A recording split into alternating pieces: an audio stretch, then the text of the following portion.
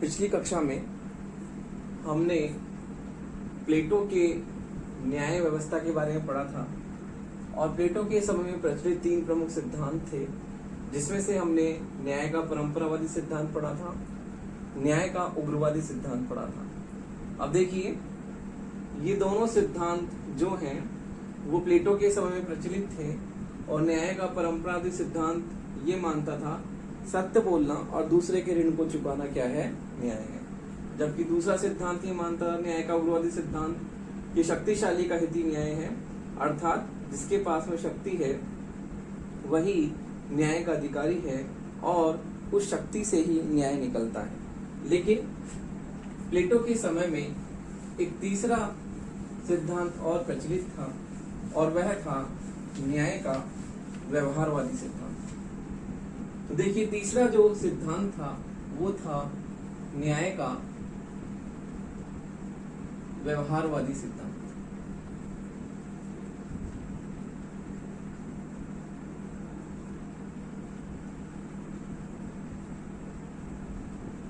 ये न्याय का व्यवहारवादी सिद्धांत जो न्याय का उग्रवादी सिद्धांत है उसके बिल्कुल विपरीत है, क्योंकि न्याय का उग्रवादी सिद्धांत शक्तिशाली के हित के न्याय की बात करता है कि शक्तिशाली का हित ही क्या है, न्याय है। जबकि ये कहता है कि न्याय जो है शक्तिशाली व्यक्तियों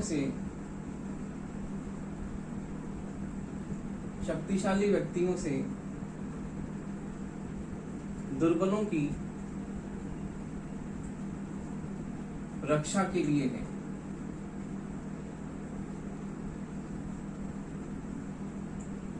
अर्थात जो न्याय है वह न्याय शक्तिशाली का हित नहीं है। उसके विपरीत इस सिद्धांत के अनुसार न्याय शक्तिशाली व्यक्तियों से दुर्बलों की रक्षा के लिए हुआ है और इसका एक प्रसिद्ध विचारक है ग्लाउकन। ग्लाउकन ने कहा है कि न्याय क्या है, भय का शिशु है। न्याय भय का शिशु है, ये प्रसिद्ध वाक्य है ग्लाउकन का। और ग्लाउकन इस वाक्य के द्वारा ये बताता है कि न्याय भय का शिशु है, अर्थात न्याय दुर्बलों के लिए बना हुआ है और न्याय दुर्बलों की रक्षा के लिए है। इस प्रकार प्लेटो के समय में यह न्याय का व्यवहारवादी सिद्धांत जो है वो ये कहता है कि न्याय शक्तिशाली व्यक्तियों के हितों के लिए नहीं बना है, न्याय दुर्बल व्यक्तियों की रक्षा के लिए है और न्याय दुर्बलों की रक्षार्थ है। तो इस प्रकार प्लेटो के समय में ये तीनों सिद्धांत जो प्रचलित थे, न्याय का परंपरावादी सिद्धांत, न्याय का उग्रवादी सिद्धांत और न्याय का व्यवहारवादी सिद्धांत, प्लेटो ने इन तीनों ही सिद्धांतों का खंडन किया और इन तीनों सिद्धांतों का खंडन करते हुए उसने अपना सिद्धांत जो है वह नैतिक आधारों पर उसने बनाया और उसने ये बताया कि न्याय के उसके समय में जो प्रचलित जो तीनों सिद्धांत जो कि आपको अभी बताए मैंने,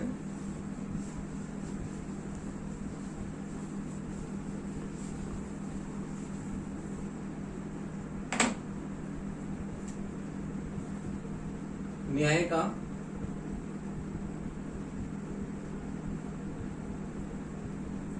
उग्रवादी, व्यवहारवादी,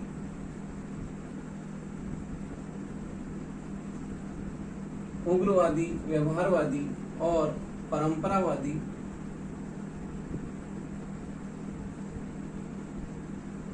जो सिद्धांत है, प्लेटो ने इन तीनों का क्या किया है, खंडन किया है। प्लेटो इन तीनों सिद्धांतों को नहीं मानता है और तीनों सिद्धांतों के अलावा अपने न्याय सिद्धांत को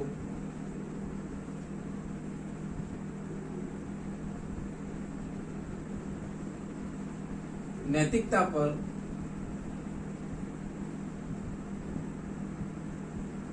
आधारित मानता है।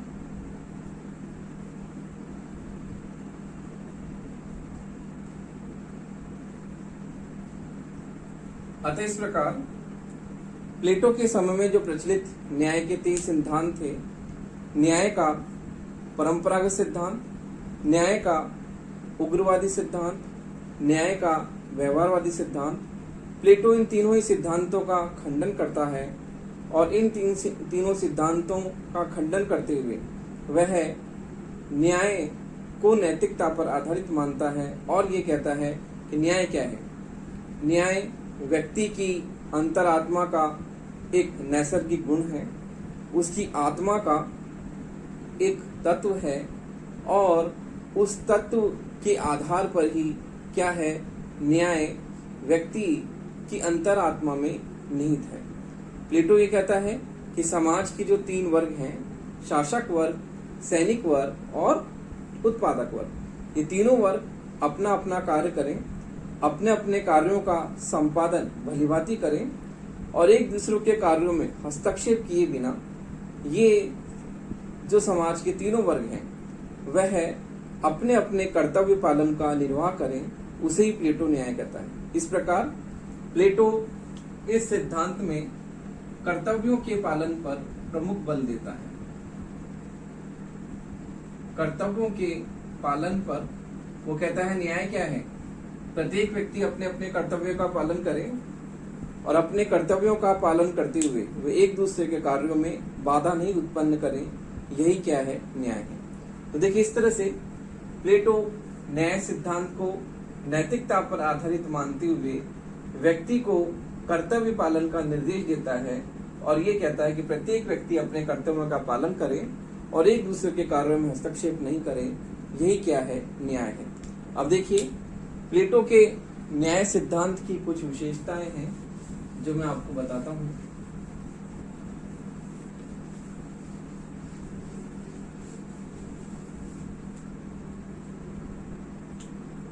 प्लेटो के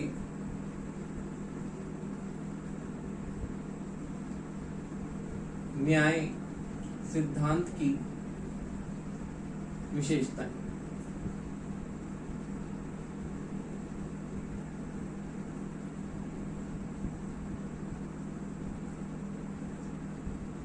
सबसे पहला तो है यह न्याय का नैतिक सिद्धांत है।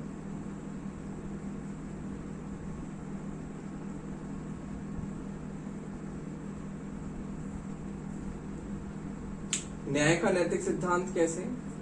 क्योंकि इसमें प्लेटो किसी तरह के कानूनी न्याय की बात नहीं करता है, वो न्याय की नैतिक अवधारणा की बात करता है, अपने न्याय को नैतिकता पर आधारित मानता है। इस प्रकार प्लेटो न्याय को एक नैतिक अवधारणा के रूप में प्रतिपादित करता है। न्याय क्या है? नैतिक गुण है, जैसा कि कहा भी गया है कि सद्गुण ही ज्ञान है। तो प्लेटो इस तरह से न्याय को नैतिकता पर आधारित मानता है कि न्याय क्या है, एक नीतिपरक मान्यता है जिसका सभी को अनिवार्य रूप से पालन करना है। दूसरा जो है विशेषता यह है कि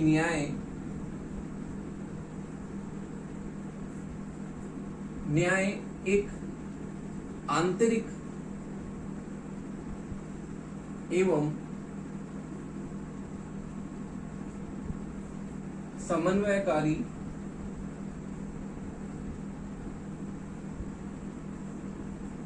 अवधारणा है।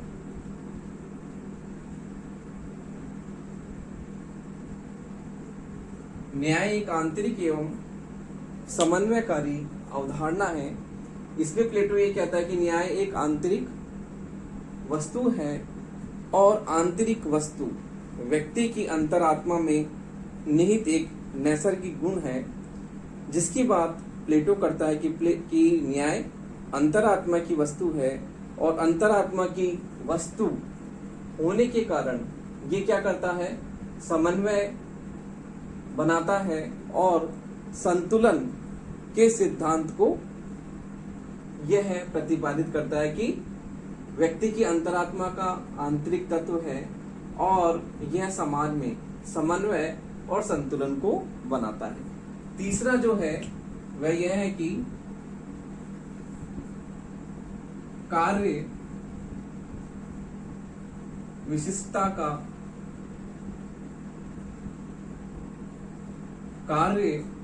विशिष्टता का सिद्धांत।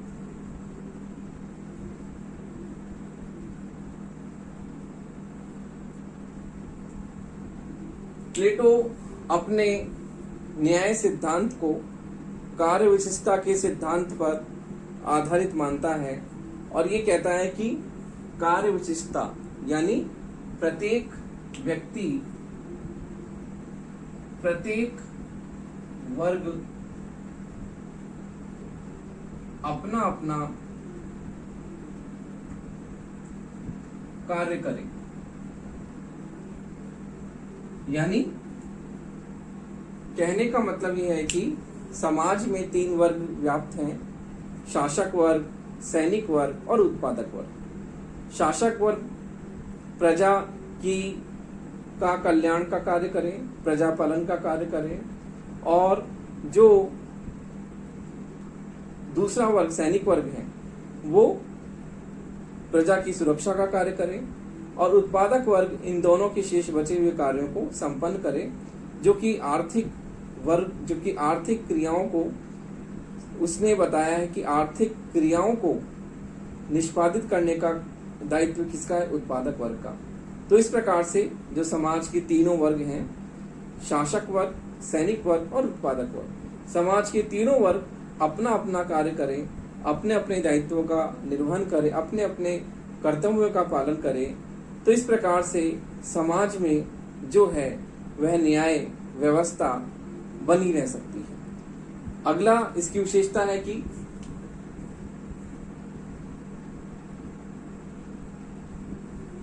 अति व्यक्तिवादी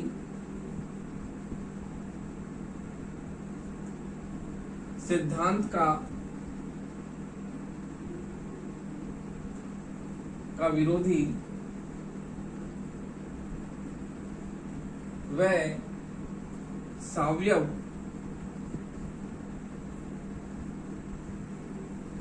एकता का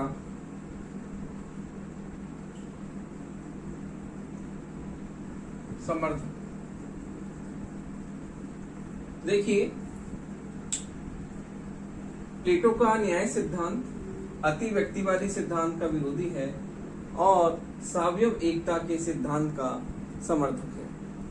यानी कहने का तात्पर्य है अति व्यक्तिवादी सिद्धांत का यह विरोध करता है और सावयव एकता का, जिस प्रकार से शरीर के अंग एक दूसरे से जुड़े होते हैं, उसी प्रकार से जो समाज के तीनों अंग हैं वो अलग अलग कार्य करते हुए भी एक दूसरे से जुड़े हुए हैं, और इस तरह से समाज में एकता के सिद्धांत को प्लेटो प्रतिपादित करता है। अगला जो इसकी विशेषता है वह है दार्शनिक शासक।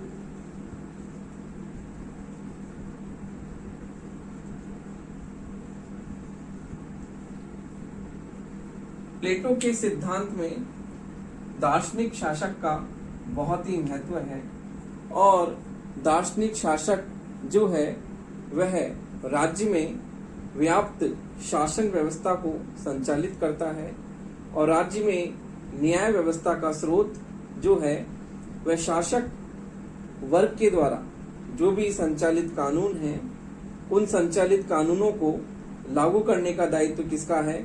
शासक वर्ग का। प्रजा पालन का दायित्व किसका है? शासक वर्ग का। तो इस प्रकार प्लेटो यह कहता है कि दार्शनिक शासक जो है वह दार्शनिक शासक समाज में वह विवेक प्रधान व्यक्तियों का गुण जो है उससे संपन्न व्यक्ति ही दार्शनिक शासक बनते हैं, जिनमें विवेक की प्रधानता होती है, और वो विवेक से क्या करते हैं? विवेक से अपने अनुभव और ज्ञान के आधार पर समाज में न्याय व्यवस्था को सुचारू रूप से संचालित करते हैं। तो इस तरह से प्लेटो ये कहता है कि दार्शनिक शासक जो है वह राज्य की शासन व्यवस्था का प्रमुख आधार है और व्यक्तियों में कर्तव्य पालन का बोध दार्शनिक शासक ही कराता है, क्योंकि वो अपने कानूनों के द्वारा शासन व्यवस्था को संचालित करता है और लोगों को कानून के पालन के लिए बाध्य करता है। उनके कर्तव्य पालन के लिए यदि वो अपने कर्तव्य से विमुख होते हैं, यदि शासन के तीनों वर्ग अपना कार्य नहीं करें और अपने कर्तव्य से विमुख हो जाए, तो दार्शनिक शासक का यह दायित्व है कि वह उन्हें अपने कर्तव्य पालन के लिए प्रेरित करें और वो जो है समाज के वर्गों को अपना कर्तव्य पालन के लिए क्या कर सकता है, प्रेरित कर सकता है। तो इस तरह से प्लेटो के सिद्धांत की विशेषताएं हमने पढ़ी। नैतिक सिद्धांत है, आंतरिक एवं समन्वयकारी अवधारणा है, कार्य विशिष्टता का सिद्धांत है, सावयव एकता का समर्थक है, दार्शनिक शासक इस सिद्धांत का यह समर्थन करता है।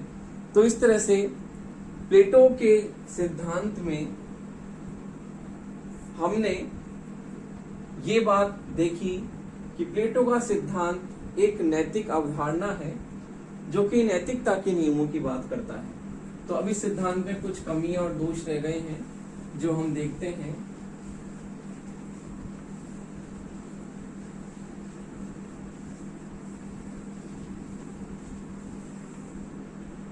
देखिए, प्लेटो के न्याय सिद्धांत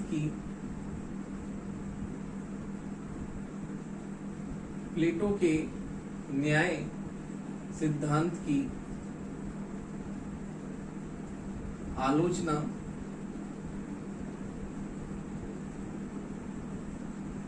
या दोष या कमी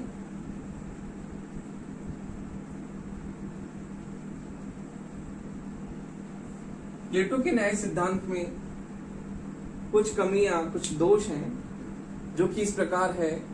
सबसे पहला यह है कि प्लेटो का सिद्धांत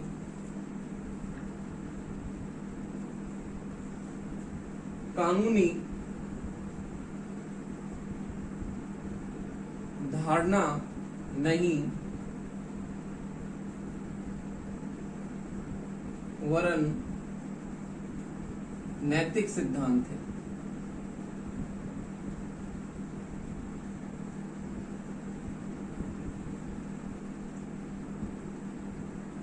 यह कानूनी धारणा नहीं है, केवल एक नैतिक अवधारणा है जो कि प्लेटो ने अपने न्याय सिद्धांत को नैतिक आधारों पर प्रतिपादित किया है और इसमें कोई कानून की बात नहीं है। जिस प्रकार से हम अरस्तु के चिंतन में देखते हैं कि अरस्तु के चिंतन में विधि के शासन की बात हमें देखने को मिलती है, संविधानवाद की बात हमें देखने को मिलती है, कानून की सर्वोपरिता की बात हमें देखने को मिलती है। इसके विपरीत जो प्लेटो है, वह प्लेटो अपने न्याय को कोई कानूनी अमली जामा नहीं पहनाता, कोई कानूनी उसको स्वरूप नहीं देता, केवल यह एक नैतिक धारणा है और व्यक्ति के लिए ये एक कर्तव्य बोध है। जो व्यक्ति अपने कर्तव्यों का पालन स्वयं अनुशासित होकर करे, वही क्या है, प्लेटो के अनुसार न्याय है। अगला जो है, दूसरी कमी जो है, दार्शनिक शासक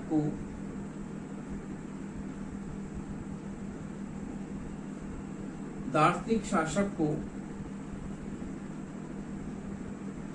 शक्ति संपन्न करना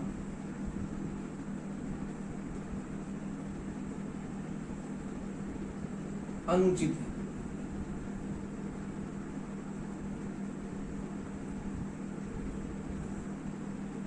कहने का मतलब है, प्लेटो यह कहता है कि जो दार्शनिक शासक है, उस दार्शनिक शासक के पास में शक्ति जो है बहुत ही ज्यादा है और दार्शनिक शासक निरंकुश शक्तियों से संपन्न है। इस कारण वह समाज में न्याय व्यवस्था को सही ढंग से लागू नहीं कर सकता। तो प्लेटो का ये कहना कि दार्शनिक शासक जो है वह समाज में न्याय व्यवस्था को सुचारू रूप से संचालित करेगा, ये कहना गलत है, क्योंकि उसका जो दार्शनिक शासक है वह निरंकुश शक्तियों से संपन्न होने के कारण वह अपनी शक्तियों का प्रयोग असीमित रूप से करता है, जिसके कारण समाज में न्याय व्यवस्था नहीं लागू हो सकती। तो इस तरह से उसको दार्शनिक राजा को शक्ति संपन्न करना क्या है, अनुचित है। अगला है मनुष्य और समाज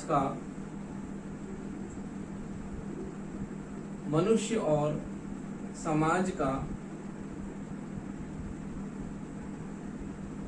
सर्वांगीण विकास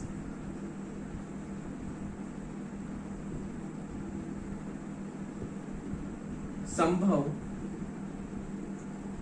नहीं है।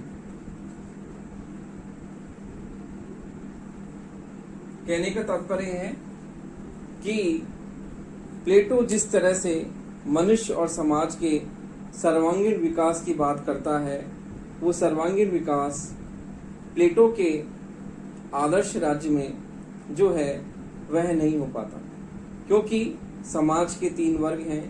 समाज के तीनों वर्ग अपना कार्य जो है वह संपादित करते हैं, और समाज के तीनों वर्गों के द्वारा जो कार्य किया जा रहा है वो कार्य समाज के हित में हो यह जरूरी नहीं है, और मनुष्य का सर्वांगीण विकास संभव इसमें नहीं हो पाता, क्योंकि समाज के विकास के लिए सबसे जरूरी जो चीज है वह है कि समाज के जो वर्ग हैं उन वर्गों में सामंजस्य हो।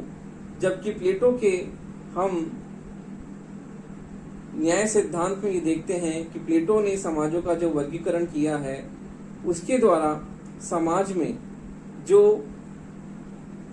विकास की संभावनाएं हैं वो विकास की संभावनाएं बहुत ही क्या हो जाती हैं, न्यून हो जाती हैं। इस प्रकार प्लेटो के न्याय सिद्धांत की ये कमी है कि समाज का सर्वांगीण विकास इसमें संभव नहीं है। अगला जो है वो है कि गुणों के निर्धारण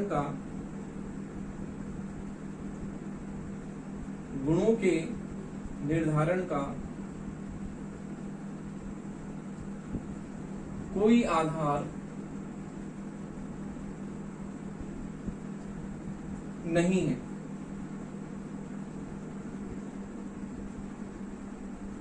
जैसा कि प्लेटो ने आत्मा के 3 तत्व बताए हैं, और आत्मा के जो 3 तत्व उसने बताया है विवेक, दूसरा बताया उसने साहस, तीसरा उसने बताया भूख। तो इस तरह से प्लेटो के जो आत्मा के 3 तत्व प्लेटो ने बताए हैं, उन आत्मा के 3 तत्वों के आधार पर समाज का वर्गीकरण किया है। तो प्लेटो तो ये इसकी कमी है कि गुणों के निर्धारण का कोई आधार हमें इसमें देखने को नहीं मिलता है। अगला है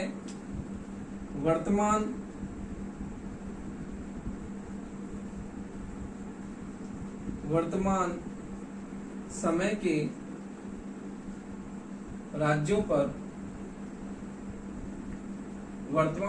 राज्यों पर इसे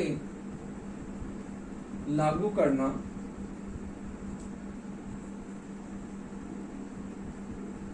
संभव नहीं है।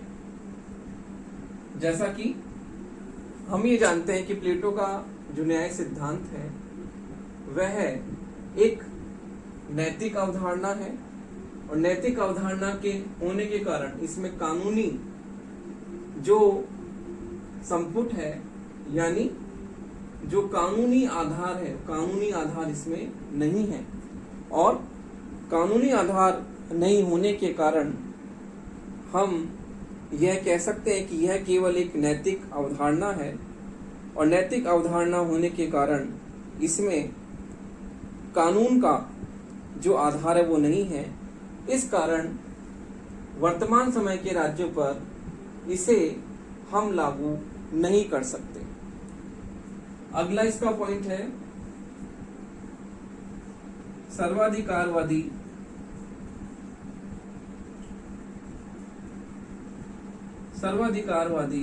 राज्यों का मार्ग प्रशस्त होना।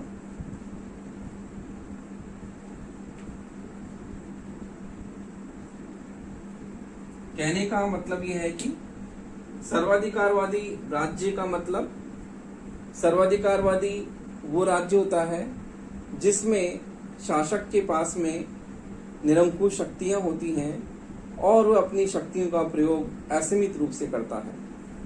इसी तरह से प्लेटो भी अपने दार्शनिक शासक के द्वारा वह असीमित और अमर्यादित शक्तियों का प्रयोग करता है, जिस कारण से सर्वाधिकारवादी राज्य का क्या है, वह मार्ग प्रशस्त करता है। तो इस प्रकार से हम यह कह सकते हैं कि प्लेटो के न्याय सिद्धांत में जो दोष है वो यह है कि यह एक नैतिक सिद्धांत है। ये दार्शनिक शासक को शक्ति संपन्न करता है, जो कि गलत है। समाज का सर्वांगीण विकास अवरुद्ध हो जाता है। गुणों के निर्धारण का कोई आधार नहीं है। यह अव्यवहारिक है क्योंकि इसे वर्तमान में लागू नहीं किया जा सकता। और सर्वाधिकारवादी राज्यों का मार्ग प्रशस्त करता है क्योंकि प्लेटो का जो न्याय सिद्धांत है वह राज्य को बहुत अधिक महत्व देता है, व्यक्ति को इतना नहीं देता है।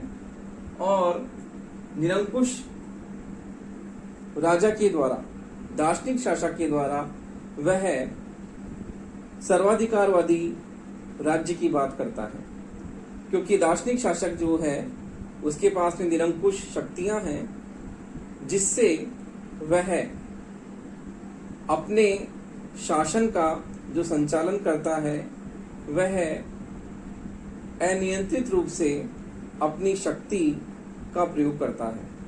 तो इस तरह से प्लेटो के न्याय सिद्धांत में जो कमियां हमें देखने को मिली, उस आधार पर हम यह कह सकते हैं कि प्लेटो का न्याय सिद्धांत वास्तव में क्या है, एक कपोल कल्पना है। वह व्यक्ति के लिए एक कर्तव्य बोध की गाइडलाइंस, दिशा निर्देश बताता है, क्योंकि वास्तव में उसके न्याय सिद्धांत में कोई कानूनी आधार नहीं है, जो कि वर्तमान में न्याय में दंड की शक्ति का होना बहुत ही जरूरी है। और प्लेटो कानून के अभाव में दंड की शक्ति का कोई प्रावधान नहीं करता। वो कहता है कि न्याय अंतरात्मा की आवाज व्यक्ति को यदि महसूस होती है तो वो अंतरात्मा की आवाज को आंतरिक गुण मानता है, न्याय को व्यक्ति की अंतरात्मा का नैसर्गिक गुण, अंतर्निहित गुण मानता है कि व्यक्ति की आत्मा में न्याय पूरी तरह से समाविष्ट है। तो इस तरह से हम ये कह सकते हैं कि प्लेटो का न्याय का सिद्धांत जो है वह केवल एक दार्शनिक अवधारणा है, जिसे उसने अपने नैतिक आधारों पर ही प्रस्तुत किया है, और यह एक अव्यवहारिक अवधारणा है। तो प्लेटो के न्याय सिद्धांत के बाद में आपके एक टॉपिक और आता है, वो आता है प्लेटो का शिक्षा दर्शन। तो देखिए, इस न्याय सिद्धांत के बाद में आपका अगला जो टॉपिक है वो है प्लेटो का शिक्षा दर्शन। उसके बारे में हम पढ़ते हैं। देखिए,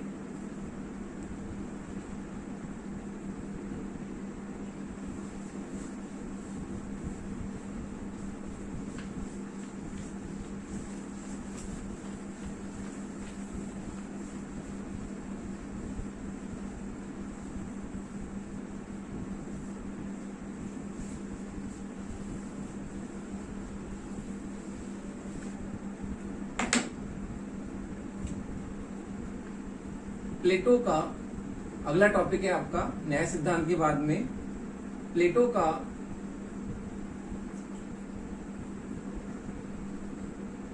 शिक्षा दर्शन। प्लेटो का शिक्षा दर्शन या शिक्षा की योजना।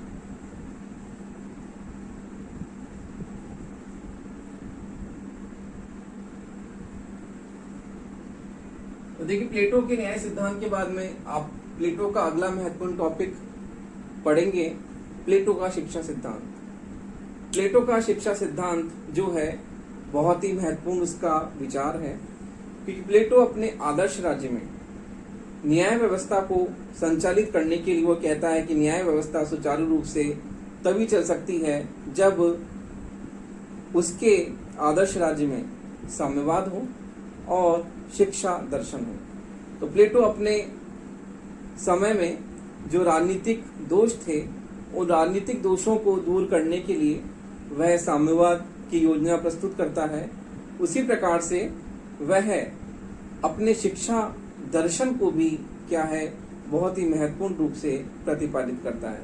इसलिए प्लेटो के आदर्श राज्य के दो प्रमुख साधन हैं, उसका साम्यवाद और उसकी शिक्षा। इन दोनों के बिना हम प्लेटो के आदर्श राज्य की कल्पना भी नहीं कर सकते। तो प्लेटो का शिक्षा दर्शन बहुत ही महत्वपूर्ण अवधारणा है, क्योंकि प्लेटो अपने आदर्श राज्य में जो दार्शनिक शासक है उसके लिए बहुत ही तार्किक ढंग से शिक्षा का वह सिद्धांत प्रतिपादित करता है, और शिक्षा के पाठ्यक्रम में वह ज्योमिति, गणित, तर्क, संगीत, व्यायाम इन सब विषयों को शामिल करता है। तो रूसो ने यहाँ तक कहा है कि प्लेटो का जो रिपब्लिक है वो ऐसा लगता है कि प्लेटो की रिपब्लिक शिक्षा पर लिखा हुआ सर्वश्रेष्ठ या उत्कृष्ट ग्रंथ है। तो इस प्रकार प्लेटो के शिक्षा दर्शन में हमें दार्शनिक राजा के लिए वह कठोर रूप से शिक्षा व्यवस्था की बात करता है, लेकिन इसी के साथ ही वह समाज का जो सबसे बड़ा वर्ग है, उत्पादक वर्ग, उसके लिए शिक्षा की बात नहीं करता, उसको शिक्षा से वंचित करता है। तो इस तरह से प्लेटो की शिक्षा योजना में हम यह देखते हैं कि प्लेटो अपने शिक्षा सिद्धांत के द्वारा जो समाज का दार्शनिक शासक वर्ग है और सैनिक वर्ग है, यानी कि वह अपनी शिक्षा को केवल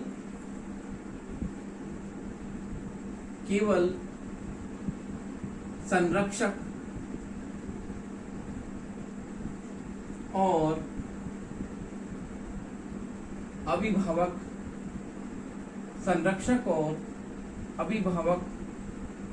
वर्ग के लिए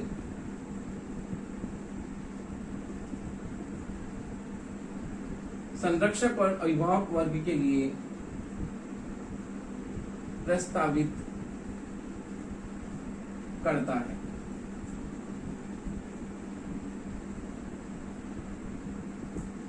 फिर है उत्पादक वर्ग के लिए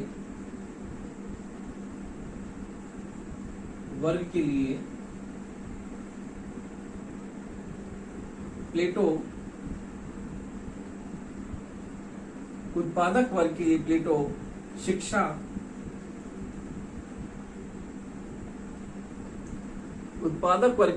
शिक्षा की व्यवस्था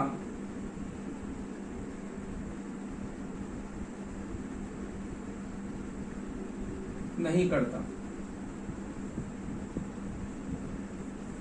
तो देखिए, प्लेटो के शिक्षा दर्शन में जो समाज का संरक्षक और अभिभावक वर्ग है उस पर तो यह शिक्षा लागू होती है, लेकिन समाज का जो सबसे बड़ा वर्ग उत्पादक वर्ग है उस पर यह शिक्षा योजना लागू नहीं होती है। तो इस तरह से प्लेटो अपने शिक्षा दर्शन में बहुत ही अपना शिक्षा का पाठ्यक्रम व्यापक रूप से उसने बताया, किस तरह से उसने शिक्षा के पाठ्यक्रम को कितने भागों में बांटा है, उसमें किन किन विषयों को उसने शामिल किया है, और उसकी शिक्षा व्यवस्था केवल समाज के जो संरक्षक और अभिभावक वर्ग है उस पर ही लागू होती है। समाज का जो सबसे बड़ा वर्ग है उत्पादक वर्ग, उस पर यह लागू नहीं होती है।